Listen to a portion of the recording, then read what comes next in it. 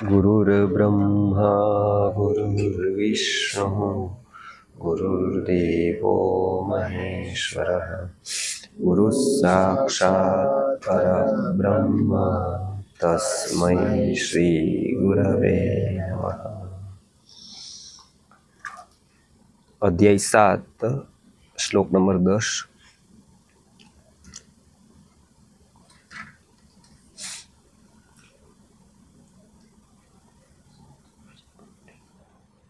बीजं मां सर्वभूतानां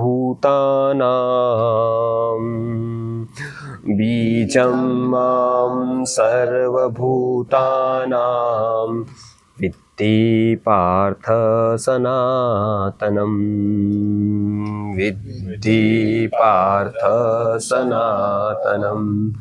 बुद्धिर्बुद्धिमतामस्मि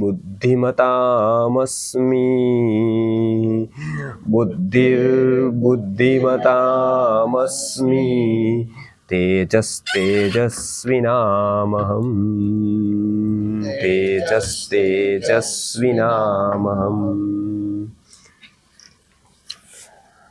આ શ્લોકમાં આપણે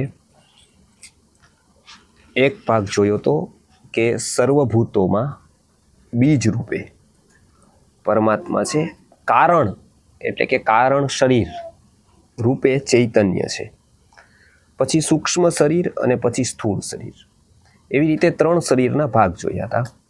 હવે જીવન પછી નેક્સ્ટ એટલે કે next to Chaitanya, next to God જો કોઈ હોય તો શું છે તો કે બુદ્ધિ છે. એટલે આપણે ત્યાં બુદ્ધિ પૂજનની મહત્તા છે. એટલે ચાંદલો કરવાનો હોય, તિલક કરવાનું હોય તો બુદ્ધિનું જે સ્થાન કહેવાય એ કપાળ ઉપર કરાય છે. આમ બુદ્ધિ વગર પણ ચાલે. જીવન ઉપયોગી તો શ્વાસોશ્વાસ, હૃદય એ બધું છે કે જેના વગર જીવન શક્ય જ નથી. પણ એમનું કોઈ આગવું મહત્વ નથી બતાવ્યું. એના વગર જીવન ચાલી શકે તો પણ એનું મહત્વ નથી. બુદ્ધિ વગર જીવન ચાલી શકે છતાં પણ એને અનિવાર્ય ગણ્યું છે. બીજા બધા વગર જીવન ન ચાલી શકે છતાંય એનું મહત્વ નથી. આના વગર જીવન ચાલી શકે અને ઉલટું બુદ્ધિ વગર વધારે સારી રીતે ચાલી શકે. પાતંજલ યોગસૂત્રમાં કીધું છે કે દુઃખમ સર્વમ વિવેકિનઃ. સૌથી વધારે દુઃખી કોણ હોય તો કે બુદ્ધિમાન હોય. કેમ કે દુઃખનું પ્રાદુર્ભાવ શું તો કે દુઃખનો પ્રાદુર્ભાવ વિચારથી જ દુઃખ થાય છે, વિચારથી જ આનંદ થાય છે. એટલે કોઈ પણ પશુ એ ઉબતું નથી, કંટાળો નથી આવતો પશુને. સામે પક્ષે પશુને આનંદ પણ નથી આવતો. આ બંને પશુમાં નથી. એટલે કેટલાક જે અંતઃસ્રાવો છે એ માત્ર મનુષ્યોમાં જ થાય છે, પશુઓમાં નથી થતા.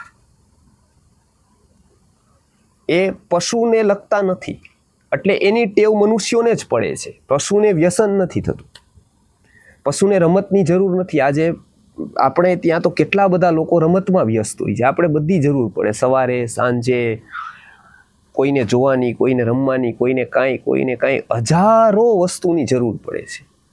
પશુને રમતની જરૂર જ નથી. બહુ તો કૂતરા ક્યારેક રમતા દેખાય, એ બી સવારે.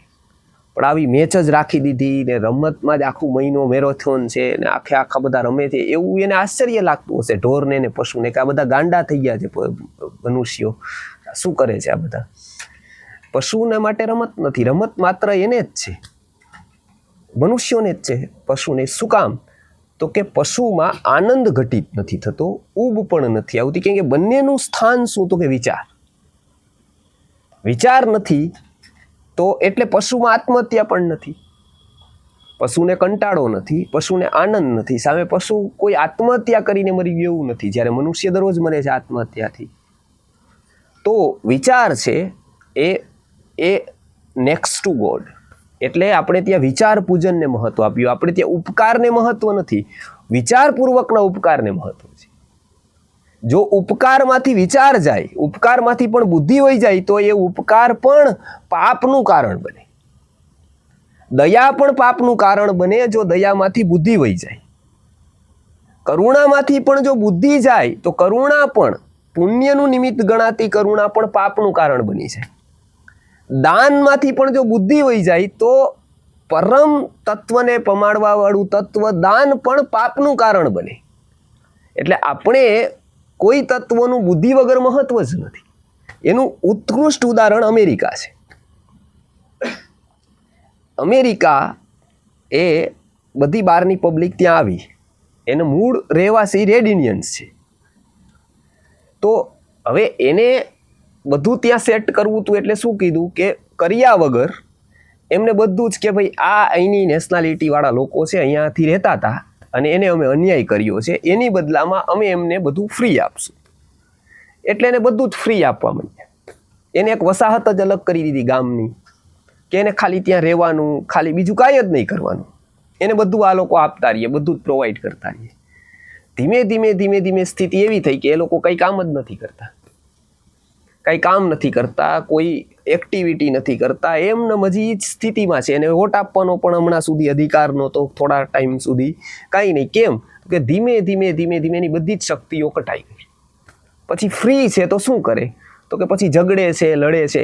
લોકોને એમ થાય છે કે દયા કરે છે, પણ એની ભાવના દયાની નથી. એને શું કરવું છે કે એને બેકાર બનાવી દેવા છે. એટલે એની સ્ટ્રેટેજિકલી એને ઓમ જ બહાર એવું લાગે કે એ ઉપકાર કરે છે, બહાર એવું લાગે કે ફ્રી પ્રોવાઈડ કરે છે, પણ એને ખબર છે કે રાજ્ય કરવું હોય તો આ લોકો બુદ્ધિ ન લગાડે એ કામનું છે. તો લાંબો સમય સુધી એવા રહેશે. એવા રાખવા હોય તો શું કરવાનું, તો એને આવી આદત પાડી દો, ન કંઈ કરતા મેળવવાની આદત પાડી દો. એ પાડી દીધી એ લોકોને. તો આજે સ્થિતિ શું છે જોઈએ છીએ આપણે. ગીતાના સિદ્ધાંતો માત્ર અધ્યાત્મમાં ઉપયોગી છે એવું નથી, ભૌતિક જીવનમાં પણ એટલા જ ઉપયોગી છે. એનો એક સિદ્ધાંત મનોવૈજ્ઞાનિક સ્તરનો છે, એટલે જ એ મહત્વ સૌથી વધારે બુદ્ધિને આપે છે. એટલે નેક્સ્ટ ટુ ગોડ કોઈ ગણેલી છે તો બુદ્ધિ છે. આપણું ભણતર, આપણું શિક્ષણ બુદ્ધિપૂર્વકનું હોવું જોઈએ. વગર બુદ્ધિનું કંઈ જ નથી. એક વસ્તુ, શિક્ષણ જોવો તો એમાં બુદ્ધિ હોવી જોઈએ, ઉપકાર જોવો બુદ્ધિ હોવી જોઈએ, સેવા જોવો બુદ્ધિ હોવી જોઈએ. એટલે ભર્તૃહરિ કહે છે કે સેવા ધર્મો પરમ ગહનો યોગીનામ અપ્યગમ્ય. એ પરમ ગહન છે. શું કામ, તો કે એ બુદ્ધિ માં બાળકને ખીજાય છે, એનું અનુશાસન કરે છે, એને રોકે છે, એને કામ કરવાની આદત પાડે છે. પિતા પણ હશે, કરોડો રૂપિયા હશે, બાળકને ટેવ પાડે છે, કામ કરવું જ પડશે, કામ કરવાની આદત પાડે છે, કામ કરીને કમાવાની આદત પાડે છે. સૌથી ઉત્તમ કામ કરે છે. એમ યદી કહે છે કે આપણી પાસે તો ઘણું બધું છે, તું તારે બેઠા બેઠા ખાઈશ, તો એ જ એનો દુશ્મન બને છે. એ જ પોતે પોતાના બાળકનો, પોતાની પેઢીનો દુશ્મન બને છે જ્યારે એ આવો ઉપદેશ કરે છે. શું કામ, તો કે એ માત્ર એની એક ખરાબ નથી કરતો, એની વૃત્તિ ઉપર એની વૃત્તિ ખરાબ કરી દે છે. પછી એ વ્યક્તિને જન્મો સુધી એ વૃત્તિ નડે છે. એટલે અહીંયા શું કીધું કે બુદ્ધિર બુદ્ધિમતામસ્મિ. જેટલા પણ બુદ્ધિમત્વના તત્વો છે એમાં પરમાત્માનું જે એક ખૂબ જ મહત્વનું પાસું કહેવાય, નેક્સ્ટ ટુ ગોડ કહેવાય. ગોડ સુધી પહોંચવાનું કોઈ સાધન કે તો એ બુદ્ધિ છે. કેમ, તો કે અધ્યાત્મની શરૂઆત વિચારથી થાય છે. જ્યાં વિચાર નથી ત્યાં કોઈ પ્રકારનું અધ્યાત્મ નથી. વિચારથી જ શરૂઆત છે. સૌ પ્રથમ અધ્યાત્મની યાત્રામાં શરૂ થાય તો ક્યાંથી કહેવાય કે ભાઈ આપણે અધ્યાત્મમાં આવ્યા. કોઈ દાન લખાવે તો થાય, કે પછી જપ કરતા થઈ જાય તો થાય, મંદિરમાં જવાથી થાય, ક્યાંથી થાય, તો કે નહીં, વિચારથી થાય. આ બધું ક્યાં સુધી જરૂરી છે, વિચાર સ્ફુરવા માટે જરૂરી છે. આ બધું શું કામ કરવાનું છે, તો કે આપણે વિચારતા થઈએ. એક દિવસ એવો વિચાર આવી જાય કે આવું શા માટે છે, એના માટે આખી પ્રોસેસ છે.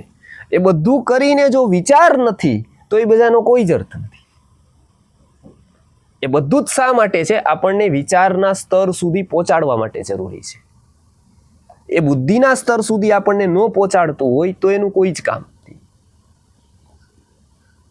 એટલે બુદ્ધિ મહત્વમાં, એટલે ભારતીય સંસ્કૃતિએ બુદ્ધિને મહત્વ આપ્યું ને એના પ્રકાર પણ ગણાવ્યા. પ્રકાર ક્યાં ક્યાં છે તો આપણે જોઈએ છીએ કે ભાઈ આ બુદ્ધિમાન છે. તો કેટલાક કાર્મિકી બુદ્ધિ હોય. કાર્મિક બુદ્ધિ કોને કહેવાય? કર્મને યાદ રાખી શકે. કેટલાક નકશાને આબેહૂબ તૈયાર રાખી શકે યાદ. કેટલાક એન્જિનિયરો આબેહૂબ મશીનની ડિઝાઇન કરી શકે, કોપી કરી શકે, આબેહૂબ જોઈ શકે. એવું એ કાર્મિકી બુદ્ધિ છે. એ કર્મને યાદ રાખવાવાળી, ક્રિયાઓને યાદ રાખવાવાળી આર્કિટેક્ટ છે, એની પાસે કાર્મિકી બુદ્ધિ છે. એ એક પ્રકારની બુદ્ધિ છે. એક બુદ્ધિ છે એ પ્રતિભા છે. એ કોને કે નવનવોન્મેષશાલીની બુદ્ધિ પ્રતિભા, જેનામાં નવા નવા આઈડિયા આવે, નવા નવા વિચારો આવે, એ પ્રતિભા કહેવાય છે. આધ્યાત્મિક બુદ્ધિ છે એને પ્રજ્ઞા કહેવાય છે. એ આત્માની અંદરનું ચિંતન પ્રગટાવે.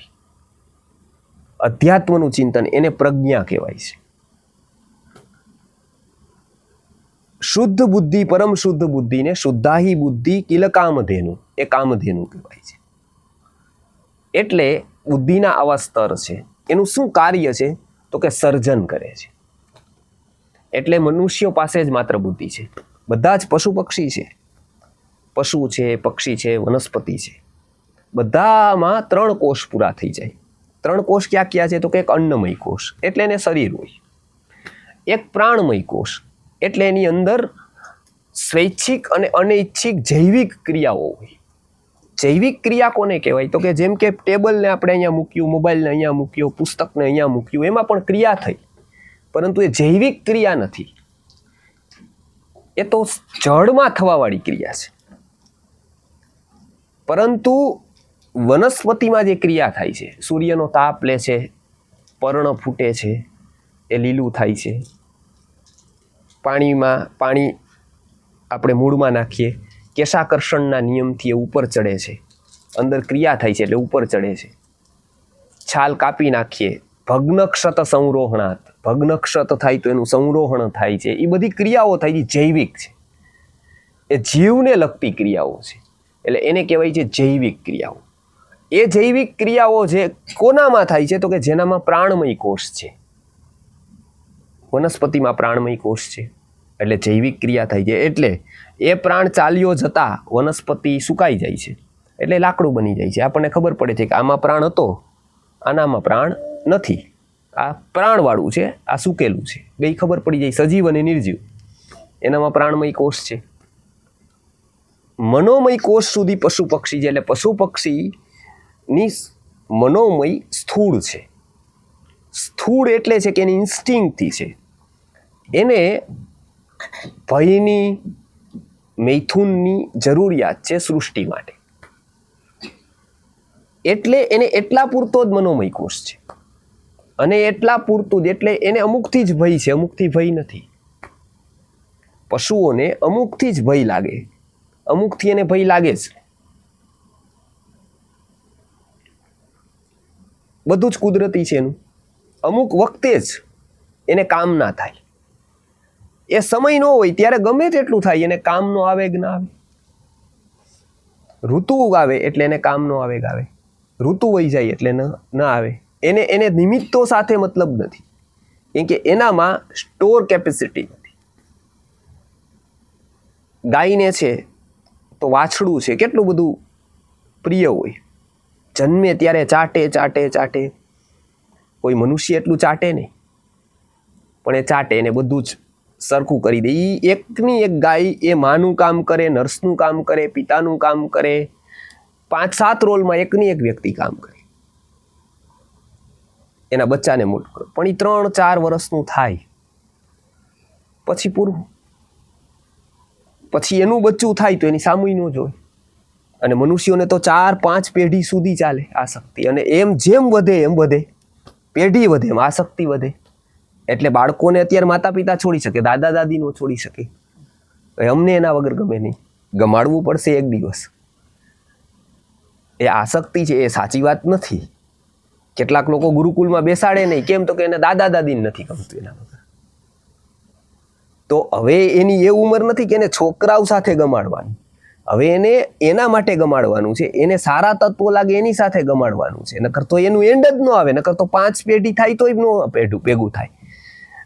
કેમ કે મનુષ્યો પાસે બ્રેક નથી, એટલે એને ભગવદ્ ગીતાની, ભાગવતની, મહાભારતની, કથાઓની, અધ્યાત્મની, મંદિરની બધાની જરૂર એટલે પડે છે.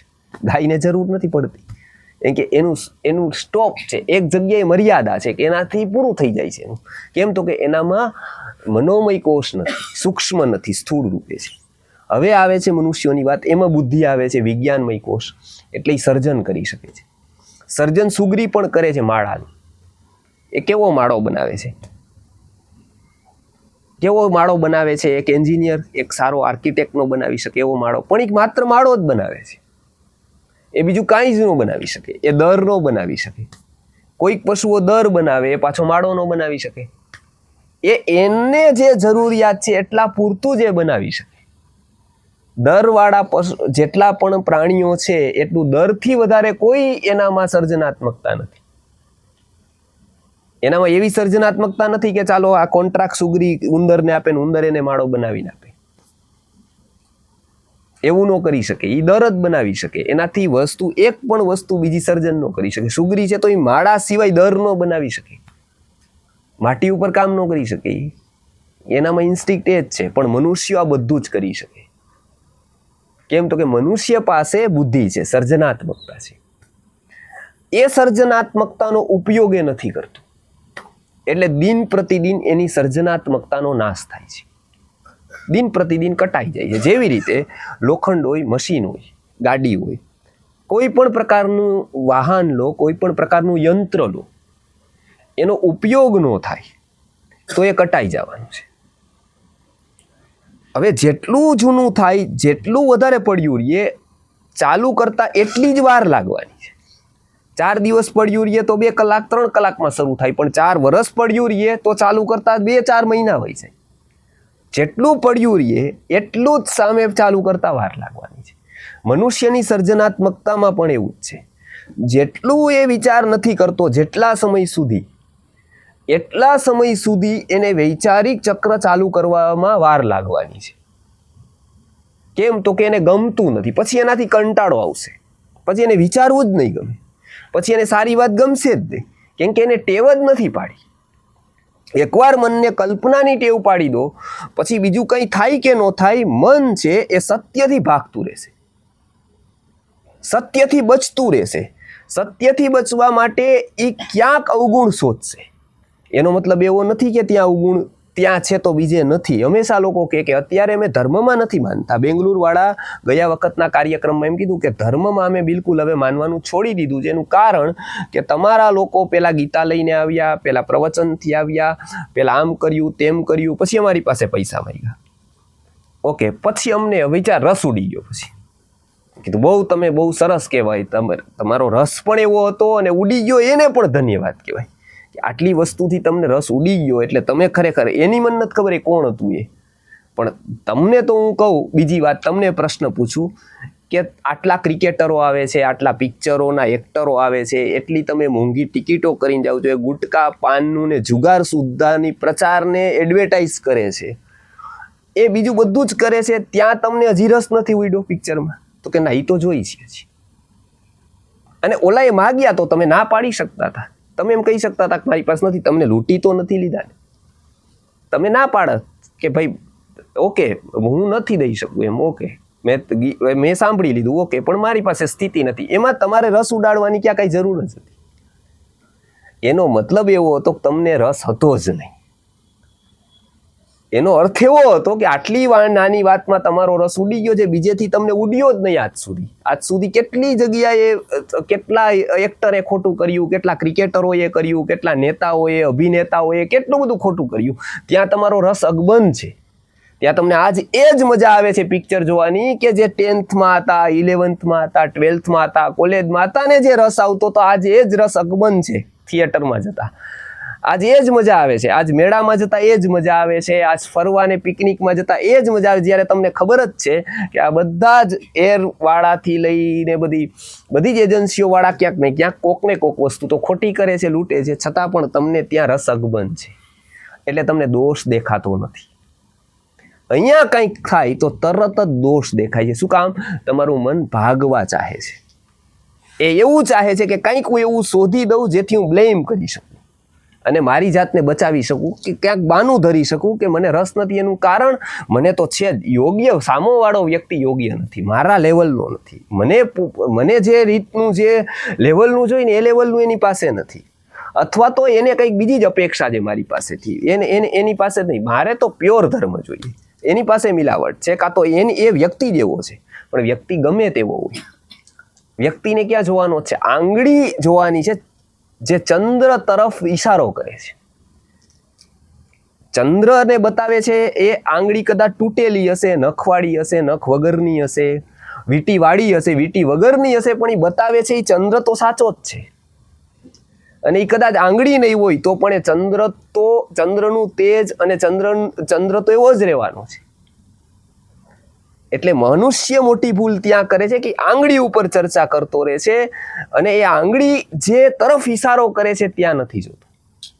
ભગવદ્ ગીતામાં અહીંયા કીધું કે બુદ્ધિર બુદ્ધિમતામસ્મિ. બુદ્ધિમાન કોણ છે?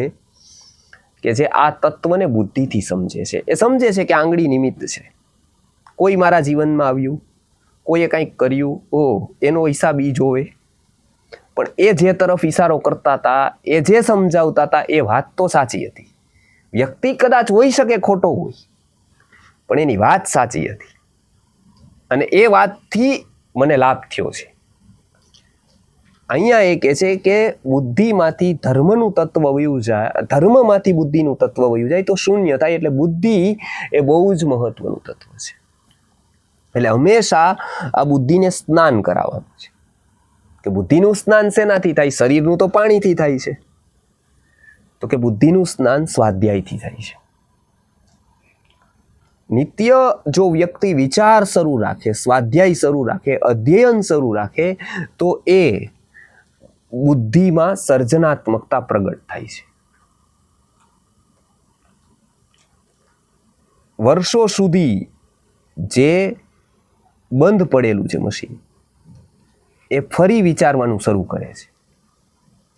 ફરી વિચારવાનું શરૂ કરે છે કે હું કોણ, આ સૃષ્ટિ કેવી રીતે ચાલતી હશે, આ બધું કેમ થતું હશે, દુઃખ કેમ છે, સુખ કેમ છે. આ બધા જ્યારે પ્રશ્નો શરૂ થાય છે ત્યારે બુદ્ધિની શરૂઆત છે. બુદ્ધિની શરૂઆત જ પ્રશ્નથી છે.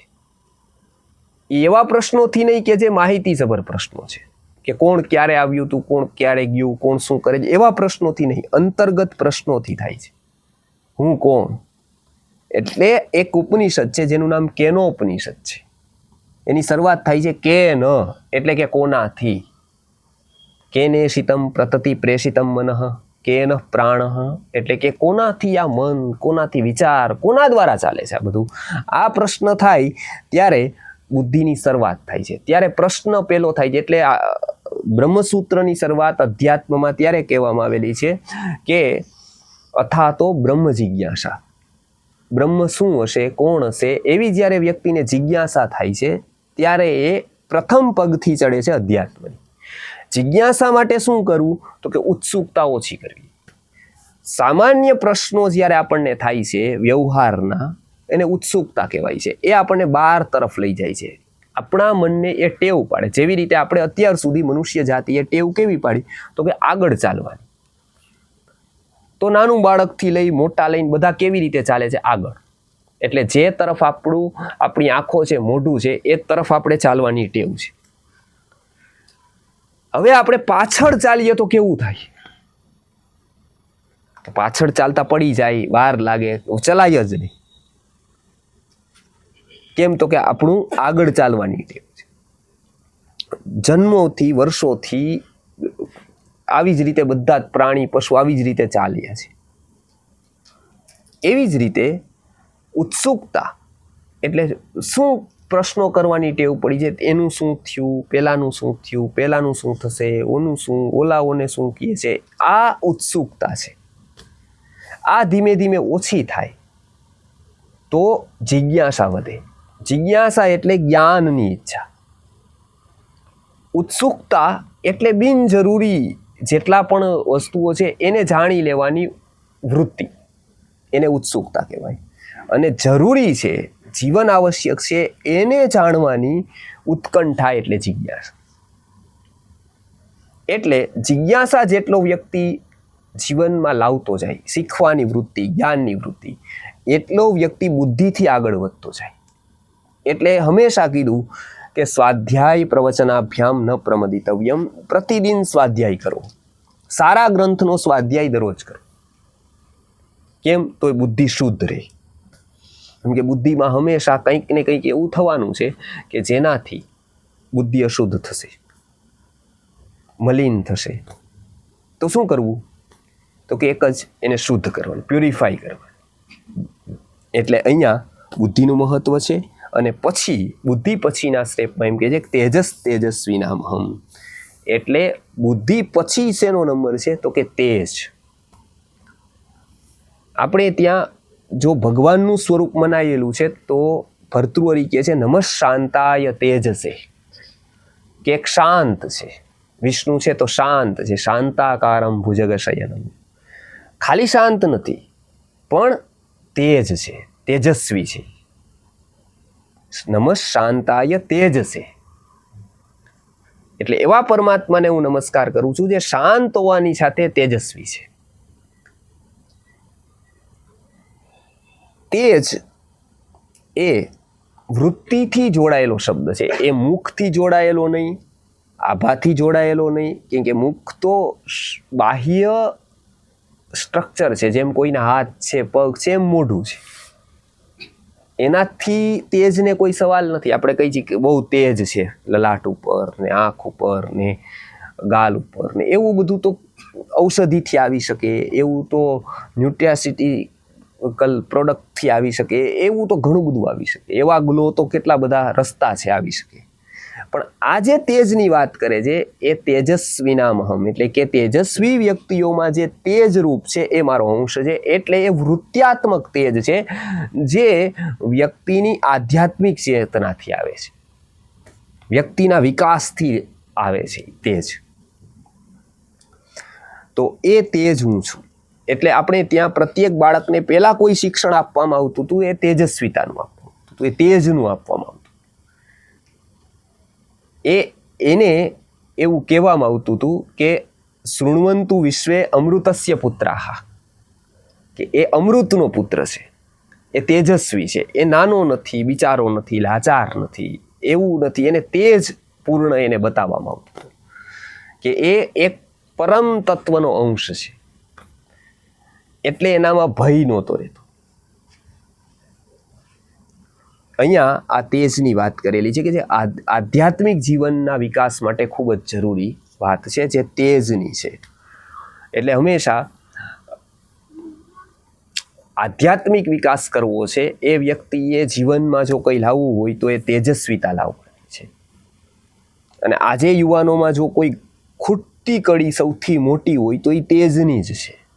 એટલે લાચાર છે, એટલે એ ક્યાંક પડી જાય છે, એટલે એને કોઈક લાલચ આપી જાય છે. હમણાં એક દિવસ એવું થયું કે સ્ત્રીઓને માટે એક સભા હતી. એમાં બધા લોકો કહેતા હતા કે આ બધા જે લવ જિહાદ થાય છે ને પેલા બધા લોકો પટાવી જાય છે બધા છોકરીઓને ને બહેનોને ને યુવતીઓને ને, એટલે એ લોકોને કંટ્રોલ કરવા જોઈએ. એ લોકોને માટે આપણે આવું કરવું જોઈએ, આવું કરવું જોઈએ, આવું કરવું જોઈએ. એમાં મારું કે હતું બોલવાનું, બધા ડિસ્કસ કરતા હતા. એટલે હંમેશાને માટે આમાં એક પક્ષ એવો રહે છે કે જે બીજાને કદાચ માન્ય ન હોય. હંમેશા બધી સભાઓમાં જવાનું થાય ત્યાં વિશ્વનાથ ગુરુજીનો એક વિચાર અવશ્ય છે કે જ્યાં સુધી વ્યક્તિ મનના સ્તર પર જતો નથી ત્યાં સુધી એના કોઈ જ પ્રશ્નોનો ઉત્તર, કોઈ જ પ્રશ્નોનું સમાધાન હજારો જન્મો સુધી થવાનું નથી. એટલે એ હંમેશા શંકરાચાર્યનું એક ઉદાહરણ આપીને કહેતા હતા કે યદા ચર્મવદ આકાશમ વેષ્ટયિષ્યન્તિ માનવઃ તદા બ્રહ્મણી અવિજ્ઞાય દુઃખસ્યાંતો ભવિષ્યતિ. જો વ્યક્તિ આકાશને કપડાની જેમ લપેટી દે એવું બને યદી, તો જ એવું બને કે એ બુદ્ધિ અને વિચારને જાણ્યા વગર દુઃખને દૂર કરી શકે. તદા બ્રહ્મણી અવિજ્ઞાય દુઃખસ્યાંતો ભવિષ્યતિ, તો બને. તદા એટલે કે તો બને, ક્યારે બને? તો કે યદા ચર્મવદ આકાશમ ઉપવેષ્ટસ્યંતિ માનવાહ, જ્યારે ચામડીની જેમ આકાશને પહેરે, કપડાની જેમ આકાશને પહેરી શકશે, ત્યારે જ બ્રહ્મને જાણ્યા વગર, તત્વજ્ઞાનને જાણ્યા વગર એના દુઃખનો અંત આવશે. એ વગર કોઈ જ અંત જ નથી, કેમ કે એ જ પોતે પોતાના દુઃખનું કારણ બનતો રહેશે જ્યાં સુધી એને નહીં જાણે ત્યાં સુધી કોઈ બીજો છોડાવી જ નહીં શકે. એટલે હંમેશા કેટલાક વ્યસન છોડાવવાની સભા હતી, તો એમાં બધાને હાથમાં રાખી માવો અને એને કીધું કે હવે હાથમાં પાણી લ્યો, તો હાથમાં પાણી લીધું. પછી તમે ક્યાં માતાજીને માનો? તો કે આ માતાજીને. તો કે એના બધા સમ લ્યો, એટલે બધાએ સમ લીધા. પછી કે બધા થ્રો કરો, એટલે થ્રો કરી દીધો, બધાએ ફેંકી દીધા માવા. હવે બે હાથ ઊંચા કરો, સંકલ્પ લ્યો કાટલા, એટલે ફોટો પાડી દીધો. 1000 લોકોએ વ્યસન મુક્તિ કરી. એટલે મેં એમને કીધું કે એ જે આ થ્રો કરવા વાળા હતા ને એ અલગથી જ લઈને આવ્યા હશે, સસ્તાવાળા. એ બીજો ખિસ્સામાં જશે, જેવો જશે એવો ખાઈ લેશે. કેમ કે તમને એમ છે કે એને પકડેલું હાથથી છે, હાથથી પકડેલું હોત તો હાથથી છોડી શકત, પકડેલું હાથથી છે જ નહીં, પકડાયેલું ક્યાંક બીજેથી છે, અને એ પકડાવાયેલું છે કોક દ્વારા. જો એના ઉપર તમે કામ નહીં કરો તો આવું તમે હજારો લાખો વાર કરશો તો એના ફોટા પડશે, એનાથી કાંઈ છૂટી નહીં જાય. એટલું સહેલું નથી કાંઈ. એવી કોઈ પણ બાબત છોડવી સહેલી નથી જ્યાં સુધી તમે મન ઉપર કામ ન કરો ત્યાં સુધી. એટલે આ કન્ડિશનમાં પણ એવું કીધું છે ગુરુજીએ કીધું કે તમને કોઈક અત્યાચાર કરે, ઉપાડી જાય, એ સમજી શકાય, એમાં તો પેલો વ્યક્તિ દોષી છે. પણ તમને કોઈ પટાવી જાય ને એમાં એનો દોષ ઓછો છે. તમે સૌથી મોટા દોષી તમે છો. તમને કેમ કોઈ પટાવી જાય? મતલબ દુર્બલતા આનામાં છે. એનું કારણ અમે કીધું કે કોઈ એક ગિફ્ટની આદત પાડી દો છો તમે, કે કોઈ જન્મદિવસ આવ્યો, પેલું આવ્યું, ગિફ્ટ. બાળકને જોવે છે કે કોઈ પણ વસ્તુ હોય, ગિફ્ટથી લાલચ લલચાઈ જાય છે. આવી વાત 25, 50, 100 વાર થાય ત્યારે એને આદત પડે છે. એ આદત ખોટી નથી, એની વીકનેસ બને છે ગિફ્ટ. હવે કોઈ ગિફ્ટ આપી અને કંઈ પણ એની પાસે કરાવી શકે. કેમ? તો કે ગિફ્ટ મારાથી પણ મોટી બનતી જાય છે. એ ગિફ્ટ મારાથી મોટી બની ગઈ ને એટલે મને એને ઝુકાવી દીધું. કેમ કે એની પાસે ગિફ્ટથી મોટું શું છે એવું આખી જિંદગી મેં કોઈએ નથી કીધું. કે આ ગિફ્ટથી, આ ભૌતિક વસ્તુથી મારી પાસે રહેવાવાળી શક્તિ, મારી પાસે રહેવાવાળી વૃત્તિ આ બહુ મોટી છે. એ ગિફ્ટ માટે દાવ ન લગાવાય. આવું શિક્ષણ એને કોઈ આપ્યું જ નથી. એટલે જ કોકને પટાવીને જઈ શકે, અને એમાં એનોય દોષ નથી, આનો નથી, આના માતા પિતાનો 100% દોષ છે કે એને કોઈ દિવસ એવું એને કીધું નહીં, એને શીખડાવ્યું જ નહીં એવું. એટલે કોક પટાવીને લઈ જાય એવો હાથ માન્યામાં ન આવે એવી છે. તો તૈયારી એને શીખડાવવાની કે એને સજા કરવાની જરૂર નથી, આને શીખડાવવાની ખાસ જરૂર છે.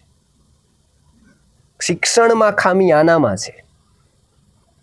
તેથી કોકને પટાવીને લઈ જાય. એટલે અહીંયા પણ એ જ કહે છે કે વ્યક્તિના જીવનમાં અધ્યાત્મ ઘટિત તો થશે જો એ બુદ્ધિને સમજશે, જો એ તેજને સમજશે, જો એ વિચારના સ્તરને સમજશે. ત્યાં સુધી એ બધું જ કરતો રહેશે. એ કેવું? તો ચીલા ચાલુ કરતો રહેશે. એ બધું જ એની માન્યતાઓ ઉપર આધારિત રહેશે. એ માન્યતા એની ક્યાંક હશે, ક્યાંક એને એવું માની લીધું હશે કે આવું કરવાથી આવું થાય, આવું કરવાથી આવું થાય, એવું માની લીધું હશે. જ્યાં સુધી એને વિચારનું સ્તર ખબર નહીં પડે. એકવાર વિચારના સ્તરે વ્યક્તિ ગયો પછી જ સાચું અધ્યાત્મ એના જીવનમાં આવશે. પછી વિચારતો થશે કે આવું શું કામ, એના દુઃખનું કારણ શું, આવું શા માટે, મારો રોલ શું, પરમાત્મા પ્રત્યેનું મારું કમિટમેન્ટ શું, મારા આત્મા પ્રત્યેનું કમિટમેન્ટ શું અને કેટલું, મારા જીવનનો વિકાસનો આધાર, મારા જીવનનું વિકાસનું કર્તવ્ય મારું કેટલું, ને હું ન કરું, અથવા તો એ મારાથી ન થાય તો અંતે મારો જ વિકાસ થવાનો નથી, અંતે હું જ આગળ વધવાનો નથી જીવનમાં. આ પેલું આત્મમંથન શરૂ થાય ત્યારે બુદ્ધિ અને તેજ, આ બે તત્વોને આપણે ન્યાય આપી શકીશું. એટલે હંમેશા અધ્યાત્મની શરૂઆત ઉપનિષદોમાં કીધું છે કે એ કઠિન છે, પરંતુ એકવાર આગળ વધો એને વ્યાઘ્રમુખી વિદ્યા કહે છે અધ્યાત્મને. વાઘનું મુખ હોય તો એવું કહેવાય છે કે પશુ છે તો એને પેલા અંદર જાય ત્યારે ખૂબ તકલીફ પડે. નાના પશુ હોય તો એને ગળી જાય, તો એને ગળી જાય ત્યારે એને ખૂબ તકલીફ પડે, કેમ કે ખૂબ, પણ અંદર તરત વહી જાય પછી એને કાંઈ તકલીફ ન પડે. એમ અહીંયા પણ શું છે કે શરૂઆત બહુ તકલીફવાળી, શરૂઆતમાં કંટાળો આવે, ગમે નહીં, શરૂઆતમાં મનોરંજનમાં આપણને ખેંચાય, બધા જગત આપણને ખેંચે, પ્રશ્નો ઘણા બધા થાય. પ્રશ્નો થાય એ વાંધો નહીં, પણ પ્રશ્નો બ્રેકરૂપ ન થવા જોઈએ. પ્રશ્નો અટકાવવાવાળા ન હોય, ટકાવવાવાળા હોવા જોઈએ. આપણને પ્રશ્નો શું કામ થાય છે? આપણને અટકાવી દે છે, ક્યાંક ને ક્યાંક બ્રેક લાગી જાય. એવું ન થવું જોઈએ. પ્રશ્નો હોય જ, પણ એ અટકાવવાવાળા ન થવા જોઈએ. પ્રશ્ન હોવા કંઈ નથી, પણ પ્રશ્ન જ્યારે બ્રેક રૂપે થાય છે ત્યારે તકલીફ છે. એટલે અહીંયા બુદ્ધિ અને તેજ આ બંને પણ પરમાત્માના અંશો છે એટલી વાત કરી. આગળના શ્લોકમાં બલમ જે કહેવાય છે, બળ, એ પણ પછીની વિભૂતિ કીધી છે. એટલે કે પછી પોતાની વ્યાપકતા બળ રૂપે છે. અહીંયા એક કીધું બુદ્ધિ રૂપે છે, પછીના સ્તર ઉપર તેજ રૂપે છે. હવે આગળ કહે છે કે બળ રૂપે પણ છે. એની વાત આપણે આવતા શ્લોકમાં આવતા વખતે લેશું.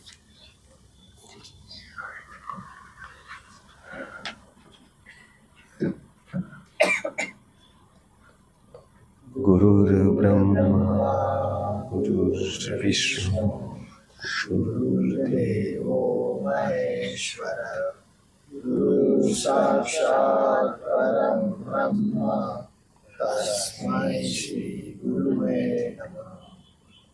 ગુરુજી, આપણે 2 એપિસોડ પહેલાના તમારા પ્રવચનમાં આ જ શ્લોકમાં 7મો અને 8મો શ્લોક હતો, એમાં આપણે એની વાત થઈ કે પહેલા તરસ હતી, તરસ લાગી આપણને તો ઈશ્વરે પાણીની વ્યવસ્થા કરેલી હોય તો જ તમને તરસ લાગે છે. એટલે એનો અર્થ એવો થાય કે પાણી પહેલા હતું, પછી તરસ લાગી. અને એમાં જ થોડીક વાર પછી તમે એમ બોલો છો કે પહેલા દ્રવ્યની શોધ થઈ. ભાવ અને દ્રવ્યમાં નહીં, પહેલા ભાવ પહેલા આવ્યો અને પછી દ્રવ્યની શોધ થઈ. ભાવ આવ્યો એટલે દ્રવ્યની શોધ થઈ. તો ભાવ એટલે તરસ, દ્રવ્ય એટલે પાણી. તો એ બે કોન્ટ્રાસ્ટ થાય છે. ઓકે. વેદાંતમાં જે રીતે જોઈએ આપણે, પ્રશ્ન એવો છે કે પહેલા જગતના ભોગ્ય પદાર્થો હતા કે પહેલા ભોગતા હતો? બરાબર, ભોગતા હતો કે ભોગ્ય પદાર્થો હતા? ભોગ્ય પદાર્થો હતા જ એટલે ભોગતા માં ભાવો ઉત્પન્ન થયા. સપોઝ પાણી હતું એટલે તરસ થઈ. એ ડાયમેન્શનથી સાચું છે કે પાણીનું જ હતું એટલે જ તરસ લાગી. તો એવી કોઈ વસ્તુ નથી કે જે સામે ભોગ્ય પદાર્થ ન હોય ને ભાવ વિદ્યમાન હોય. એવું શું છે? તો કે એવું કોઈ છે નહીં, કોઈ પણ ઉદાહરણ એવું નથી. એટલે એક તો એવી વસ્તુ કે એ હતું તો જ આ છે, એવું થઈ ગયું. એ પહેલી વસ્તુ. ક્યાંક ને ક્યાંક જગતમાં એ હતું. હવે જ્યારે આપણે જોઈએ છીએ કે ઉત્પત્તિની પ્રક્રિયામાં, આ ઉત્પત્તિની પ્રક્રિયામાં તો એ બરાબર છે કે દ્રવ્યની પહેલા ઉત્પત્તિ થઈ ગઈ, એટલે કે પાણીની ઉત્પત્તિ પહેલા થઈ ગઈ અને પછી તરસ લાગી ગઈ. બરાબર છે. આ ક્યાં? તો કે આ સમષ્ટિગત આવું જ, સમષ્ટિગત આવું. જો તમે સમાજની રીતે જોવો છો તો આ નિયમ લાગુ પડે, સમષ્ટિગત આ નિયમ. હવે વ્યક્તિગત જોઈએ તો વ્યક્તિગત શું? તો કે વ્યક્તિગત પેલા ભાવની ઉત્પત્તિ. જેમ કે પાણી છે. હવે વ્યક્તિગત જ્યાં સુધી મને તરસ નથી ત્યાં સુધી પાણી છે, પણ એ મારા માટે કાંઈ જ નથી. પાણી છે, મારા માટે પાણી નથી. મને તરસ નથી, મારા માટે પાણી જ નથી. મારા માટે એક ટેબલ છે, પુસ્તક છે, મારા માટે પાણી અસ્તિત્વ જ ધરાવતું નથી. પાણી સાપેક્ષિત વાત છે. જો મીઠાઈ સાપેક્ષિત છે, આપણે એમ કઈ મીઠાઈ મારા માટે ન હોય. એ વસ્તુ મને ડાયાબિટીસ હોય, મારા માટે કડવાશ છે. મારા માટે એ ટુકડો મરણનું કારણ બની શકે, રોગનું કારણ. એટલે હું ભાગું એનાથી કે આ નહીં. લોકો કેટલું બધું ચાઉમીન ખાતા હોય કે ભાઈ પીઝા, ઢોસા, તો અમે ત્યાંથી નીકળી. હવે જો બિલકુલ કાંઈ વાંધો નથી તો પાણી આવી જાય. એડવર્ટાઇઝ જોઈ હોય બરાબર તો પાણી આવે. એકની એક બે ગાડીમાં બેઠા હોય, એકને પાણી આવે એમાંથી, કેમ કે એને એડ જોઈ છે. અને બીજો વ્યક્તિ આખો દિવસ આવા જ રિસર્ચ પેપર વાંચતો હોય, જે આ બધા વાંચે છે ઇંગ્લિશમાં ઓલામાં ફલાણું કેન્સરકારક તત્વ એમાં છે ને ઓલું આમાં છે ને ઓલું આમાં છે ને આટલા તત્વો છે, આખો દી સીડી સાંભળતા હોય એ લોકોને શું થશે, ઓ આ તો ઝેર ખાય છે આખું, આને બચાવો. આના માટે હું લખીશ, પત્ર લખીશ મુખ્યમંત્રી, આ બંધ કરાવો. બરાબર. આ શું થયું, એક વ્યક્તિની સાપેક્ષતા, એ પાણી આના માટે નથી. પાણી હતું, જ્યાં સુધી તરસ નથી, એને પાણીનો સિક્કો મારે છે કોણ? એને પાણીનો સિક્કો એ તરસ મારે છે. જો તરસ છે તો જ એને ત્યાં પાણી છે. સમષ્ટિની રીતે પાણી પદાર્થની રીતે છે, પણ એ નિરપેક્ષ છે. સાપેક્ષ વ્યક્તિથી શરૂ થાય છે હંમેશા. જો જ્ઞાની છે ને, એની બાજુવાળાને કઈ કિંમત જ નથી. એ બાજુમાં જ રહેતો હોય, મધુસૂદન સરસ્વતીની બાજુમાં જ રહેતા લોકો, એક તત્વજ્ઞાનની પરાકાષ્ઠા હતી, તો એને લોકો હિમાલયથી ચાલીને મળવા આવતા હતા. અને બાજુવાળો એવું માનતો હતો કે આ બધા ટાઈમ પાસ છે, આને કઈ ખબર જ નથી. સાચો આનંદ તો મને છે, કેમ કે આ સિગારેટ આ બધું હું પીવું છું ગાંજો, આને ખબર જ નથી. હંમેશા એવું રહેવાનું. એ બે જ વ્યક્તિ એક જ ઘરમાં રહેતા હોય, બે પતિ પત્ની જ હોય, ભાઈ ભાઈ હોય, ભાઈ બહેન હોય, પતિ પત્ની હોય, બેયના વિષય એટલા વિપરીત રહેવાના કે એકના માટે રોલ મોડલ હોય. કોક એક હીરો પિક્ચરમાં મરી જાય છે, આને આત્મહત્યા કરવાનું મન થઈ જાય છે, અને એક નહીં જોવો જ ગમતો નથી કે એ હોય તો હું જોવો જ નહીં. ભગવાન કરે બધાને એટેક આવી જાય, એ આટલું બધું કરે છે. બરાબર. એક બેયના વિષય જુદા જુદા છે. એક ફેન પાછળ પાગલ છે, એકની સૃષ્ટિ બીજી છે. એટલે એક જ દુનિયામાં આપણે એક વિશ્વ નથી, અનેકો વિશ્વ છે.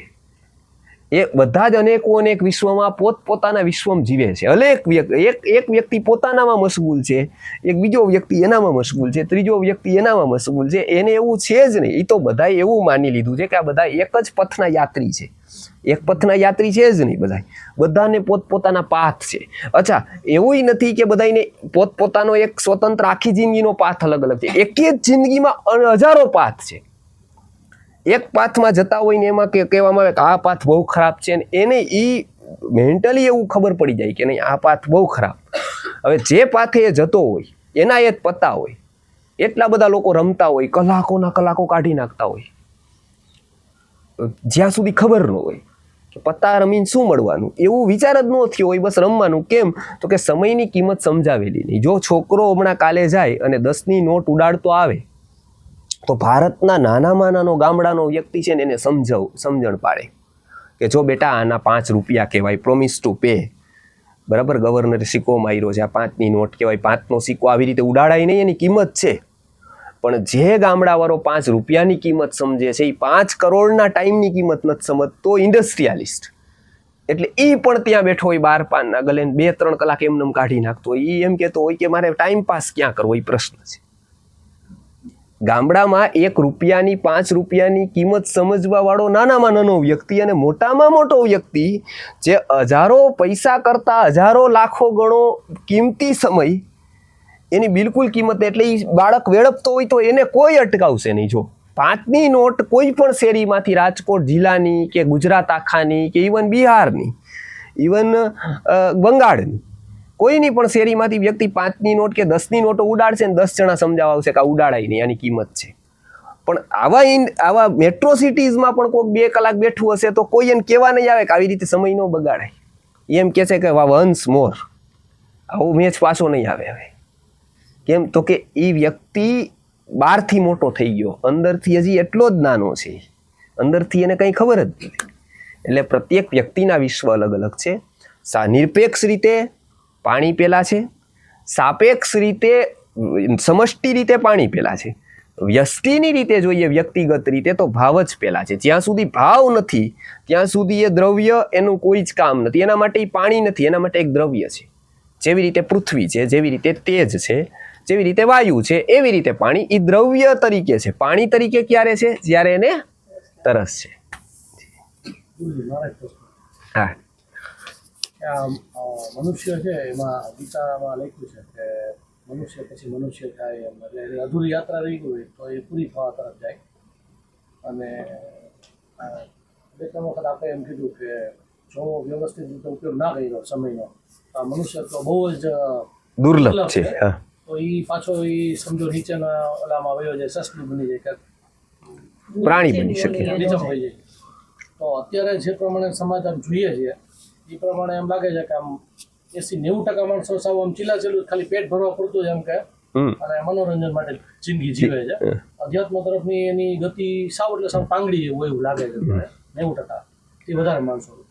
તો એ 90% માણસો જેની અધ્યાત્મ યાત્રા છે જ નહીં એ બધા પાછા વયા જશે કે મનુષ્ય થઈને હજી એકવાર એને ચાન્સ મળશે? એટલે એમાં ચાન્સ આપવો ના આપવો એમાં કોઈ ઈશ્વર એવો કોઈ ન્યાય નથી કરતા કે એને કેવી રીતે કરવું. બરાબર, એ શું થાય છે તો બે ન્યાય છે. એક કે પેલું તો અધૂરી યાત્રા પૂરી કરે, એટલે યાત્રા પહેલા તો ચાલુ થઈ જવી જોઈએ તો અધૂરી થાય ને. અહીંથી હું ચાલુ થાવ અને પહોંચી જાવ અમદાવાદ અને પછી માનો વાહન કે ગાડી ખોટવાઈ જાય તો એવું કહેવાય કે વારાણસી જવામાં યાત્રા ચાલુ કરી દીધી પણ વચ્ચે ગાડી ખોટવાઈ ગઈ છે. તો કોઈક ગાડી લઈને આવે, કોઈક મદદ કરવા આવે, કોઈક કહે કે હું ફ્લાઇટની ટિકિટ કરી દઉં, કંઈક કરું, આમ કરું, બીજા ટિકિટ કરાવી દઉં, તો એ યાત્રા અધૂરી છે. ક્યારે? જ્યારે મેં ચાલુ કરેલી છે. તો એ તો થઈ ગઈ કે જેને શરૂ કરી દીધી છે એ જે લેવલે છે એ લેવલની સામગ્રી એને ત્યાં મળી જાય. જેમ કે મેં અધ્યાત્મની યાત્રા કોઈએ પણ શરૂ કરી, હવે વચ્ચે મરણ થઈ ગયું એનું, એ તો કોઈ આના હાથમાં નથી, વચ્ચે મરણ થઈ ગયું. અત્યારે નહોતો એ કંઈ એવી બધી ઉપલબ્ધિ હાસિલ કરી શક્યો, બરાબર, કે એ લેવલે જઈ શક્યો કે કોઈક એક બહુ મોટી ઉપલબ્ધિ એ હાંસલ કરી શકે, બરાબર, તો ઓકે. પણ એ કેટલું કરી શક્યો તો કે થોડું ઘણું એને ખબર પડી ગઈ. તો કે આવતા વખતે સંજોગો એવા મળે, સંજોગો કરતાં આકર્ષણ એવું મળે. એટલે આ વખતે જે મોડો જાગ્યો, આવતા વખતે એના ચાન્સે વહેલો જાગી જાય. એટલે આવતા વખતે એ વહેલો જાગે તો એનું આકર્ષણ યોગ્ય રીતે યોગ્ય જગ્યાએ થઈ જાય, એટલે પરિસ્થિતિથી એ વ્યક્તિ આગળ વધતો જાય. એટલે આ એક ન્યાય. હવે માનો કે આ જન્મારે એને કાંઈ નથી કર્યું, બરાબર, તો શું થાય? કુદરતના ક્રમ મુજબ વ્યક્તિના જે સ્તરનું જીવન હોય એ જ સ્તરથી એ જીવન આગળના જીવનની શરૂઆત કરતો હોય છે. હવે આ વખત એ શરીર કયું છે એનું મહત્વ નથી, એનું સ્તર કયું છે. હંમેશા જોજો, આપણે જ્યારે એક્સરે કાઢવા જાય ત્યારે આપણી સિક્સપેક બોડી હોય કે સાવ શુક્લકડી હોય કે પછી મધ્યમ કદનું શરીર, એનાથી એક્સરેને કોઈ મતલબ જ નથી. એક્સરેને મતલબ આપણા ફિગર સાથે છે જ નહીં. એક્સરેને શેની યારે? હાડકાની યારે મતલબ છે. એ કોઈ પણને એક્સરે જોઈ તો એ રેસ સીધા જાય એટલે સીધું જ કાઢે. હવે ક્યાં તૂટેલો છે? કેમ કે એને શેનાથી મતલબ છે? તો કે એક્સરેને આનાથી એ જ કાઢે. સોનોગ્રાફીને એ મતલબ જ નથી તમારું પેટ કેટલું મોટું છે, કેટલું નાનું છે, બિલકુલ કેવું છે, એનું કાંઈ મતલબ નથી. એને સીધું શું જોવાનું છે કે અંદર શું છે.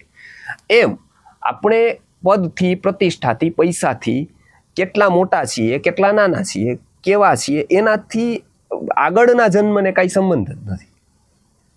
આપણું સ્તર કયું, આપણા જીવનનું સ્તર કયું, તો એમાં અલગ અલગ સ્તર છે.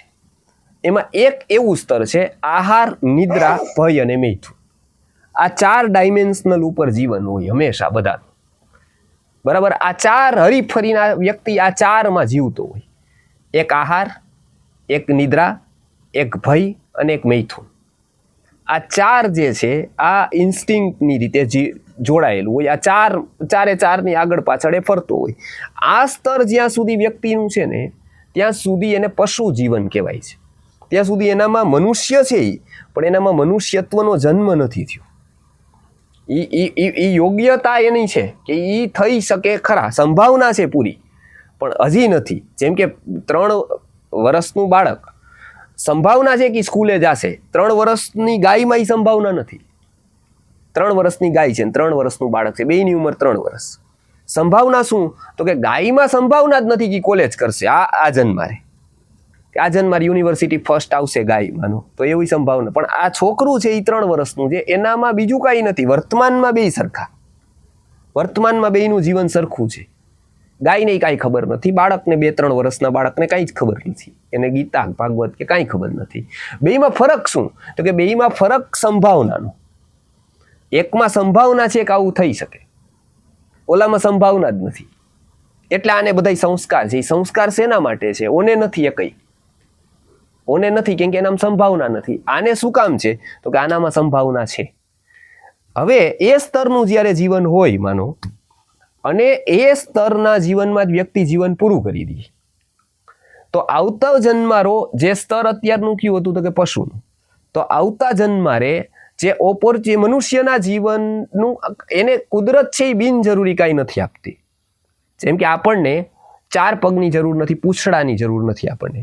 એ કે ગુહ્ય ગોપન છે એ પશુમાં પૂંછથી થાય છે. પશુમાં ગુહ્ય ગોપન એટલે પશુ નગ્ન છે, નગ્ન દેખાતું નથી, આપણે નગ્ન દેખાય. પશુમાં ગુહ્ય ગોપન પૂંછડીથી થાય, એ પૂંછડીની આપણે જરૂર નથી એટલે આપણને પૂંછડી નથી. બરાબર? તો કુદરત કોઈ પણ વસ્તુ એમનેમ નથી આપતી. બરાબર છે? જરૂર લાગે તો આપે. હવે એ શું સિદ્ધ કર્યું એને, તો કે પોતાને જરૂર જ નથી મનુષ્યના જીવનની, કેમ કે જે એ કામ કરે છે એ તો પશુમાં બી થઈ શકે. એ તો કોઈ પણ યોનિનું શરીર લે તો એ કામ કરી શકે. તો એને જે માગ્યું એ જ કુદરતે આપ્યું. એને અંદરથી જ એવી ભાવના કરી કે મારે આટલું મોટું જરૂર નથી. જેમ કે કોઈને હોય શું મોટું કોઈ ઘર આપવા ઈચ્છે માનો, અને આપણને જરૂર ન હોય, બરોબર, મોટા કપડા આપણે ઈચ્છા આપે, હું આપને એક મોટો 10 બાય મોટો એક લેંઘો આપી દે કોઈ અમને, તો અમે શું કહીએ કે આની મારે જરૂર નથી, એ અમને થશે જ નહીં પૂરું. એ આપીને ઉપકાર કરે કે અપકાર કરે? આપીને વ્યર્થતા કરે ને. માનો મને જ કોક આપી દે એવડો મોટો લેંઘો કે ભાઈ XXX ની સાઈઝ નો હોય તો શું થાય? તો એનો કોઈ ઉપયોગ જ નથી મારે. હું એમ કહીશ કે એ મારે એમને પડ્યો રહેશે, એના કરતાં તમે ઉપયોગી છે એને કોકને આપો. બરાબર? એમ કુદરત પણ જોવે કે મનુષ્યનું શરીર છે એ બહુ મહત્વપૂર્ણ ઘટના છે વિશ્વની. એને ખબર નથી, જેની પાસે છે એને કદાચ ખબર નથી. કેમ ખબર નથી? તો કે એને કોઈએ કહ્યું જ નથી. કેમ કે એને આખી જગત શું કહેવા માંગે છે, તારી પાસે શું નથી. અને આપણને પણ શું દેખાય છે કે મારી પાસે શું નથી. એટલે હંમેશા આપણે એ જ વિચારતા રહીએ કે મારી પાસે શું નથી, શું નથી, શું નથી, શું નથી. તો આપણે ક્યારેય ન ખબર પડે કે મારી પાસે શું છે. હમણાં એક આમંત્રણ આવ્યું, ટાઈપ 1 ડાયાબિટીસ, આવતા રવિવાર પ્રોગ્રામ છે, બધા કોઈને સમય હોય તો આવી શકો. એ લોકો ટાઈપ 1 ડાયાબિટીસ વાળાનું એસોસિએશન છે. એ લોકો પ્રોગ્રામ કરે છે, જુવેનાઇલ ડાયાબિટીસ ટાઈપ 1 કહેવાય. એમાં આયુર્વેદથી શું થઈ શકે એના માટે કહેવાનું છે, વક્તવ્ય છે. એનું કોઈ આધ્યાત્મિક વક્તવ્ય નથી ત્યાં, માત્ર આ બધા દવાઓ, આ થઈ શકે, આવું ન કરાય. પણ એમ એક સરસ આપણા સત્સંગી બેન હતા, એ સાથે હતા, એને કે હું ન આવું તો ચાલે ત્યાં. એટલે આ તો આધ્યાત્મિક નથી. મેં કીધું નહીં, આ આધ્યાત્મિક જ છે, અહીંયા આવવું જોઈએ. શું કામ?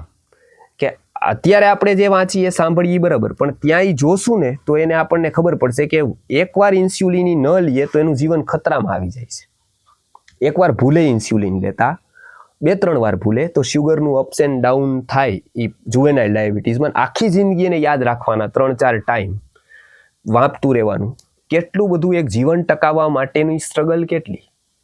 અને આપણને એનાની કાંઈ નહીં તો પણ આપણે કેટલી એના પ્રત્યે આપણે ક્યારે કૃતજ્ઞતા વ્યક્ત કરી, કે ક્યારે એવું થયું કે થેન્ક ગોડ કે ભાઈ મને આવું કાંઈ નથી, મને શરીર સ્વસ્થ છે ને, એ બહુ મોટી ઘટના છે. એ પણ બહુ મોટું વરદાન છે. આપણી પાસે કાંઈ જ ન હોય પણ ખાલી શરીરની સ્વસ્થતા હોય ને, એ નાની સૂની વાત નથી. એટલે સ્તર ઉપરનું આગળનું જીવન થાય. અત્યારે 80-90% લોકો એવું જીવે છે. બરાબર? એનું કારણ શું છે? એનું કારણ છે સમાજની સ્થિતિ, શિક્ષણનો અભાવ. એટલે 80-90% લોકો એવું જીવે છે, તો 80-90% લોકોને એવું જ જીવન મળે આગળનું.